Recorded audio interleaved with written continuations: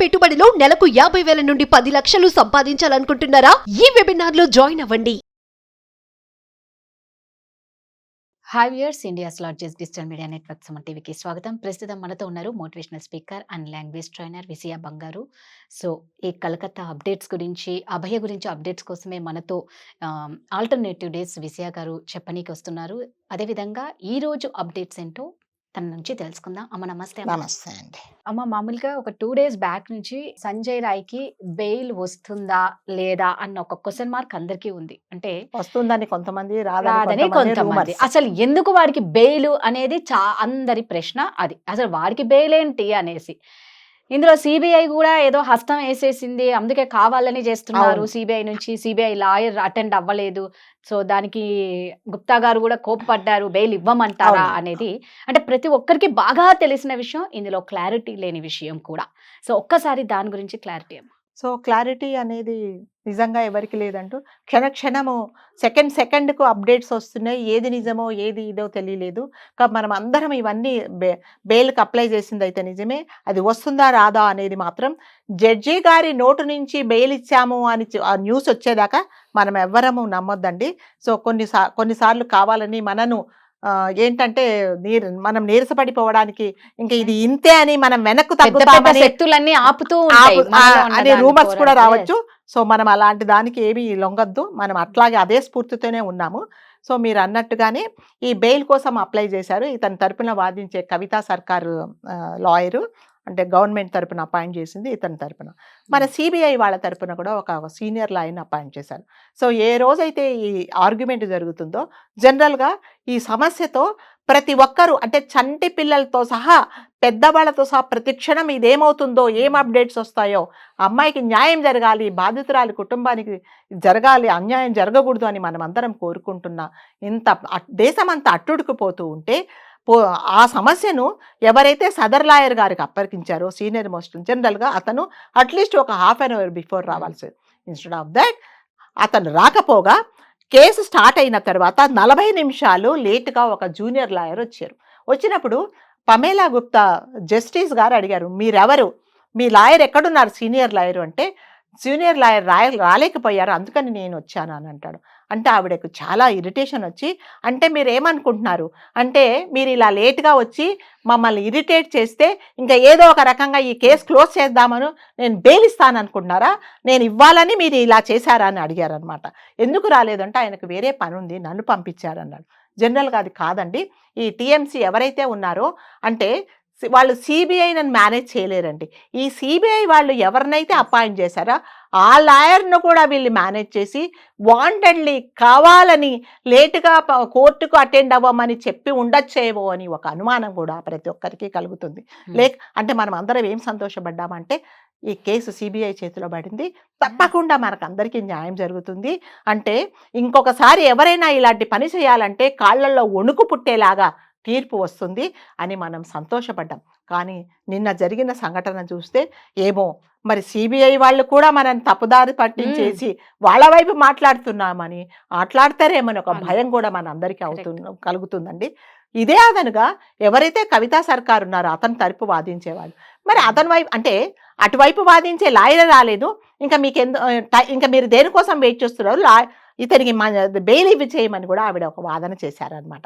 So అప్పుడు ఆవిడ ఒప్పుకోలేదండి, madam గారు ఒప్పుకోకుండా దీనికోసమని 2 వారాలు మళ్ళీ తను పోస్ట్ పోన్ చేసి వాయిదా వేసి, మళ్ళీ ఈసారైనా మీ లాయర్ను రమ్మని ఒళ్ళు దగ్గర పెట్టుకొని ఈ కేసు మీరు డీల్ చేయండి, మీరు ఇలా ఇరిటేట్ చేస్తే నేను అదేంటి బెయిల్ ఇస్తానని అనుకోవద్దు అని చాలా చాలా మందలించి పంపించారనమాట. అంటే దీన్ని బట్టి ఏమర్థమవుతుంది అంటే అమ్మ, ప్రతి ఒక్కరూ అభయకి న్యాయం జరగాలి, ఆ దోషులు ఎలాంటి ఎదవలో అందరూ పట్టుకోవాలి, ఏ ఒక్కరిని వదలొద్దని.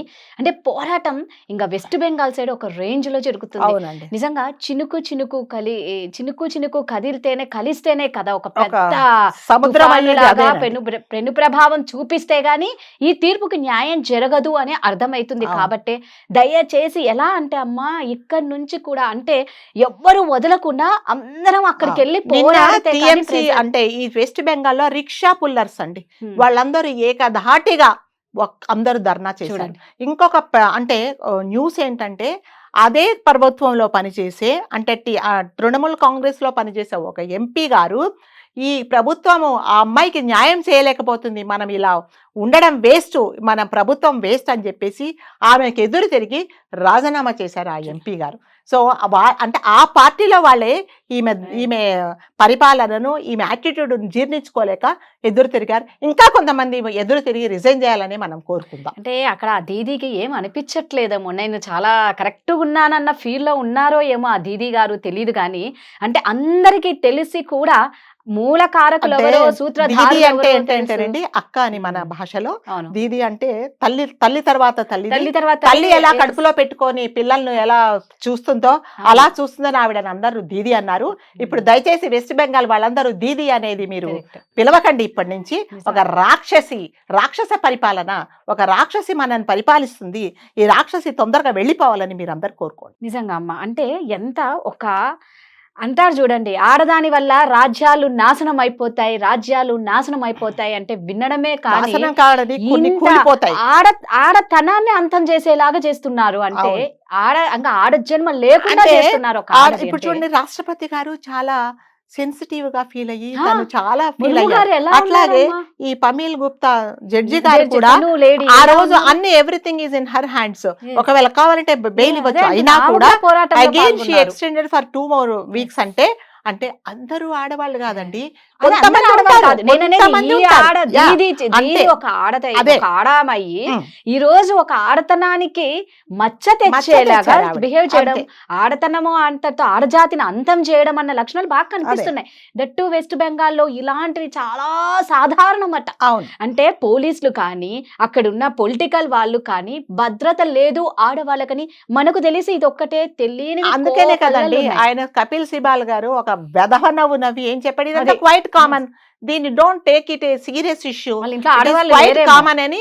అంటే వాళ్ళకి అలవాటు ఇలాంటివి జరగటము, అంటే చంపేయడము, తర్వాత ఇలాంటి అక్రమాలు చేయడం అనేది వాళ్ళందరికీ అలవాటు. కాబట్టి వాళ్ళంత సీరియస్ గా తీసుకోలేదు. ఈ కేసు కూడా ఇలాగే నీరు గారుద్దాము, ఈమెకు అనామకురాలు, ఈమెకు ఎవరు సపోర్ట్ లేరు అనుకున్నారు. కానీ మళ్ళీ చెప్పినట్టు ఈ పాపం పండినప్పుడు ప్రతి ఒక్కరడ్డ కర్రే పామయ్యి కరుస్తుందండి. ఖచ్చితంగా అదే జరుగుతుంది. ఇప్పుడు మన మామూలుగా బస్సు ఎక్కితే ఫస్ట్ స్త్రీలను గౌరవిద్దాం, లేదు అంటే టీచర్స్ బోర్డు మీద ఆడవాళ్ళను గౌరవిద్దాం, స్త్రీలకు సీట్లను ఇవ్వండి, అవి కాదండి. బోర్డులు ఏమి పనికిరావు. మీరు అట్లాంటివి 100 పెట్టి 1,00,000 పెట్టిన ఓవర్లో మార్పు లేదు. మనసులో ఉండి మీరు గౌరవం ఇస్తే స్త్రీలకి వాళ్ళ జాతి నిలబడుతుంది, ఆడవాళ్ళ మా జాతి అంతా నిలబడుతుంది.